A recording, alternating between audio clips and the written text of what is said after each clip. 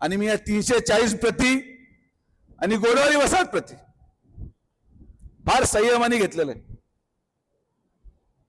मला नाही आवडत या गल्ल्यांमध्ये पोलिसांना पाठवायला, पण या मतदारसंघाच्या प्रत्येक मुलीची सुरक्षितता ही सुजय विखेची जबाबदारी आहे. मी तुम्हाला सगळ्यांना शेवटची विनंती करतो, शेवटची. याच्या पुढे जर, मी परत सांगतो, मराठीत ऐकून घ्या, याच्या पुढे जर कोणीही या सगळ्या भागांमध्ये मुलींची छेड काढताना सापडला, कोणीही या भागांमध्ये कुठल्याही प्रकारे मोठे गुन्हे किंवा कृत्य करायचं सापडलं तर स्वतः आतमध्ये जेसीबी घेऊन घर पाडून टाकायला शब्द पण सुजय विखेचा आहे. आणि मी जे बोलतो ते तुम्हाला करतो, लक्षात घ्या. माझा नाद तर कोणी केलाच नाही आजपर्यंत आणि कोणी करू पण नका. गुन्हेगारीला या मतदारसंघामध्ये जागा नाही. असा कुठलाही गुन्हा जो मुली आणि महिलेची सुरक्षितता भंग करतो त्या गुन्ह्याला माफी नाही. बाकी सगळ्या गोष्टी आपण माफ करू. हो, कोणी इकडे पकडलं गेलं, कोणी तिकडलं पकडलं गेलं, कोणी बसून काही करत होतं, कोणी बसून कुठं झाडाखाली बसलंय, काय अडचण नाही, काळजी करू नको. बऱ्याचशा गुन्ह्यांना आपण सोडून देतो. शेवटी राजकीय रचनेमध्ये कार्यकर्ते वेगवेगळ्या प्रकारचे असतात, प्रत्येकाची वेगळी वेगळी इच्छा असते. उन्हात आलं बाहेर कुठे जायचं म्हणून मुकुंद नाना कोणी झाडाखाली बसलंय, कोणी हॉटेलमध्ये बसले, काय हरकत नाही. पण जिथं आमच्या माया बहिणींची सुरक्षतेचा प्रश्न येतो, मी तुम्हाला माझ्या मुलीची शपथ घेऊन सांगतो, मी तुम्हाला सोडणार नाही. आणि जर त्या व्यक्तीला वाचवायला कोणी जरी कार्यकर्ता आलं तर तुम्हाला पक्ष मोकळे, तुम्ही तिकडे जाऊन प्रवेश करू शकतात, माझी काय हरकत नाही. मरणाचे पक्ष पडले, थप्पीला लागलेत. गुन्हेगारी एक अशी पार्श्वभूमी आहे जी कोणालाच माफ करू शकत नाही. आणि मी या राहत्या तालुक्याच्या जनतेला शब्द देतो, आज आपण 178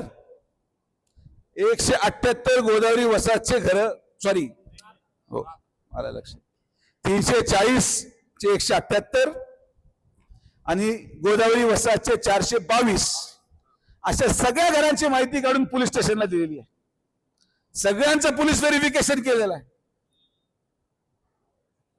आणि मी पीआय साहेब आपले नवे आलेले आहेत, त्यांचा सत्कार खरं राहून गेला. गुन्हे सलग घडले. मला काही कार्यकर्त्यांनी सांगितले की दादा पोलीस स्टेशन व्यवस्थित काम करत नाहीये. एका रात्रीमध्ये आपण नवीन पीआय आणला, आपल्याला वेळ लागत नाही. आणि म्हणून तुमच्या सगळ्यांच्या समोर मी पीआयना सांगतोय, ज्या व्यक्तीच्या नावावर 3 पेक्षा अधिक गुन्हे असतील, मला पुढच्या 1 महिन्यामध्ये या सगळ्यांच्या ताडीपारीचा प्रस्ताव हा इथं जाऊन सगळे तडीपार झाले पाहिजेत. एकही गुन्हेगार या राहत्यामध्ये शिल्लक राहता कामा नये. आता तुमच्याकडे 2 पर्याय आहेत. एक तर स्वतः निघून जायचं, शेजारी भरपूर स्टॉक आहे, आपली काही हरकत नाही. या तालुक्यात हे चालणार नाही, अजिबात चालणार नाही. आणि पीआय मी असा आणलाय ना, तुमचं हे खरं नाही सांगतो. त्यामुळं मला फोन लावायचा नाही. कायदेशीर कारवाई होणार आणि कायदेशीर कारवाईमध्ये कोणीही बंधन आणणार नाही. आपण लवकरच पुढच्या 10 दिवसामध्ये राहत्यामध्ये MSF सुरक्षा सुरू करतोय. जसं शिर्डीमध्ये आपण स्वतंत्र खासगी सुरक्षा यंत्रणा लावून प्रत्येक गल्लीमध्ये 4 सुरक्षा रक्षक आपल्या स्वतःच्या गाडीनी, पिवळ्या दिव्याच्या गाडीनी रात्रभर प्रत्येक गल्लीमध्ये फिरणार.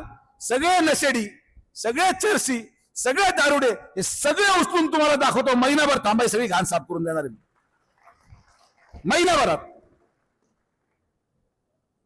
शिर्डीमध्ये देखील आणि हे लोक अधिकृत शासनाचे आहेत, हे काय माझे अंगरक्षक नाही, हे लोक शासनाचे आहेत. आणि त्यामुळे MSF सुरक्षिता, त्याच्यामध्ये 2 महिला आणि 2 पुरुष अशी एक गाडी आता राहत्यामध्ये सगळीकडे फिरल, पुरीमध्ये पण फिरायला लावलंय. कोणीही दिसलं त्या गाडीत भरून हे सोडून या कुठेतरी तालुक्याच्या बाहेर. हे सगळे शुद्धीवर आले का परत आले का रात्री घेतले का परत सोडून यायचं. एक तर एक यांचा प्रवासाच्या खर्चाने यांच्या नशेचे पैसे संपले पाहिजेत, कारण की आपल्याला आपला तालुका साफ पाहिजे. या बाबतीत कुठलीही तडजोड नाही. मतं गेले तरी चालतील, पण गुन्हेगाराच्या मतांवर आपल्याला निवडून यायचं नाही, हे धोरण आपण पुकारलेलं आहे. आणि किती जरी झालं तरी कुठल्याही गुन्हेगाराची मला गरज नाही. त्यामुळे या गोष्टी या दोन्ही भागांमध्ये भाभी नाही सांगतो मी तुम्हाला, अजिबात 340 मला गडबड नको, गोदावरी वसाहत मध्ये गडबड नको. आपल्याला समृद्ध राहता निर्माण करायचं. तुमच्या मुलांना रोजगाराची आवश्यकता आहे, शिकलेले असतील, आपण प्रयत्न, मुलांना शिकवा, मुलींना शिकवा, मोठं करा. हा तालुका आपला आहे, हा तालुका तुमचा आहे. इथल्या येणार जाणाऱ्या मुली आपल्या आहेत, आपल्या भगिनी आहेत, आपल्या मुली आहेत. आपण जर आपला परिवार सुरक्षित ठेवला नाही तर मग कोण ठेवणार? हा विचार प्रत्येकाने केला पाहिजे. यासाठी या सगळ्या गोष्टी मला बोलायच्या होत्या. बऱ्याच 20 दिवसानंतर माईकवर बोलायची संधी तुमच्यामुळे मिळाली, त्यामुळे तुमचे सगळ्यांचे मनापासून आभार.